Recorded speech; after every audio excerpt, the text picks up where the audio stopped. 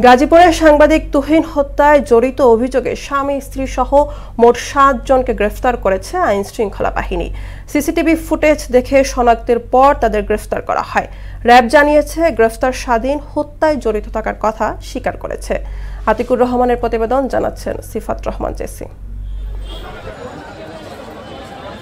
বৃহস্পতিবার রাত ৮টার দিকে গাজীপুরের চান্দনা চৌরাস্তা এলাকায় সাংবাদিক আসাদুজ্জামান তুহিনকে কুপিয়ে হত্যা করে দুর্বৃত্তরা।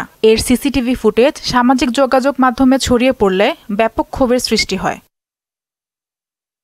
পরে ফুটেজ দেখে হত্যাকারীদের শনাক্ত করে আইনশৃঙ্খলা বাহিনী। গ্রেপ্তার করা হয় কেটু মিজান, তার স্ত্রী গোলাপি, আলামিন, সুমন, শাহজালাল, ফয়সাল ও স্বাধীনকে। র্যাব জানায়, তাদের হাতে গ্রেপ্তার স্বাধীন সাংবাদিক হত্যায় জড়িত থাকার কথা স্বীকার করেছেন। সাংবাদিক কুপিয়ে হত্যার চাঞ্চল্যকর ঘটনার অন্যতম আসামি স্বাধীনকে আমরা গতকাল রাত্রে শিববাড়ি এলাকা হতে গ্রেপ্তার করেছি এবং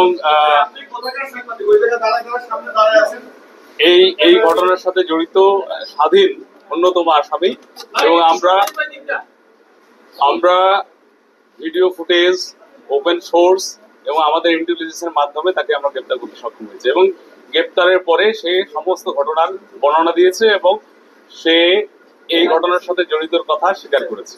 হত্যাকাণ্ডে জড়িত অন্যদেরও গ্রেপ্তারে অভিযান অব্যাহত রয়েছে বলে জানায় র্যাব। এই হত্যাকাণ্ডের সাথে জড়িত আসামিদের গ্রেপ্তারের জন্য RAB 1 specialise company Porabari camp, গাজীপুরের আভ্যন্তরীণ দল বিষয়টি আমলে নিয়ে ছায়া তদন্ত শুরু করে। সিসিটিভি ফুটেজ দেখে পুলিশ জানিয়েছে, একজনের উপর হামলার ভিডিও ধারণ করায় দুর্বৃত্তরা সাংবাদিক তুহিনকে কুপিয়ে হত্যা করে। সিফাত রহমান জেসি, মোহনা সংবাদ।